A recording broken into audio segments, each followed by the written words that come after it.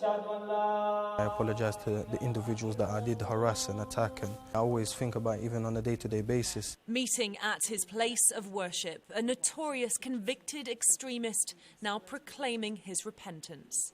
Somebody who makes a mistake never recognise they make a mistake until they actually analyse what they've done after they've done it. Jordan Horner was part of a vigilante group called the Muslim Patrol. It's a Muslim area.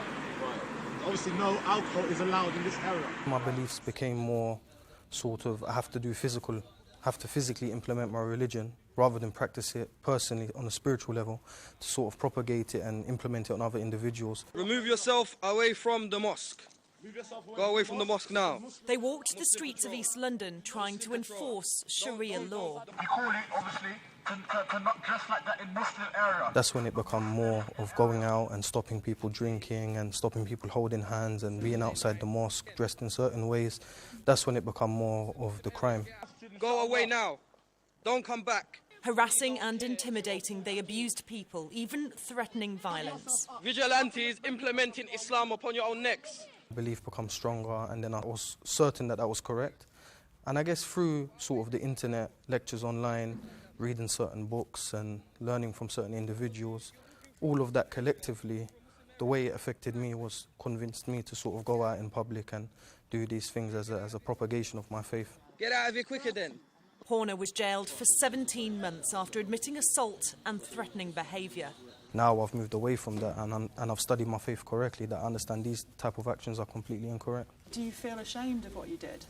Of course, because I guess as a Muslim, my appearance would represent Islam. It's something that's always on my conscience, and even though you could say even if those individuals did forgive me and forgive what I've done on the Muslim Patrol and Edgware Road, I would still feel inside myself something that I've caused other Muslims harm, and my actions at large have caused a lot of Islamophobia. So first things first is getting that target. Touch, target, go again. Since his release from prison, he's been working with Usman Raja from an intervention organisation called the Unity Initiative. Now, do it again. And it was a slow process. It wasn't, I met him on Monday and by Friday I was working with him, you know. It wasn't like that. When he approached me with these teachings, all I had to do was basic research to understand that, yes, Islam is taught like this, and the majority of Muslims don't believe what I did was correct.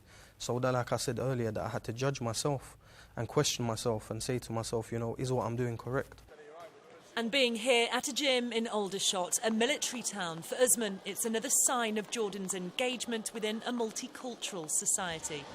It's definitely, I think, beneficial for myself as an individual to come to meet different people, people from different backgrounds, people that have not come from the same background as myself. They live different lives, they speak to different people, they live in a different, I guess, in a different environment to me. I live in London, this is outside London, it's a lot of different values, you could say.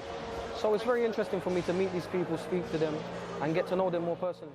But to get to this point, the Unity Initiative says it takes time. You're changing someone's worldview and their perceptions and taking them from this idea of themselves as separate and part of a group to understanding that they're part of the world, part of a community. And really that's the teaching of traditional Islam.